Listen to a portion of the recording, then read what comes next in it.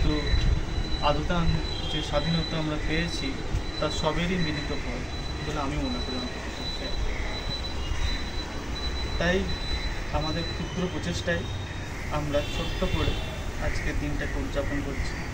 কিন্তু এই উদযাপন কয়েকদিন আগে ঘটে যাওয়া আর.জি. কর মেডিকেল কলেজ, গতকাল রাতে ঘটে যাওয়া বর্ধমান বিশ্ববিদ্যালয়ের একটি মেয়ে প্রিয়াঙ্কা হাঁসদা, এছাড়াও অভয়াকাণ্ড, আমদুনি কাণ্ড, হাঁসখালি কাণ্ড, প্রত্যেকটা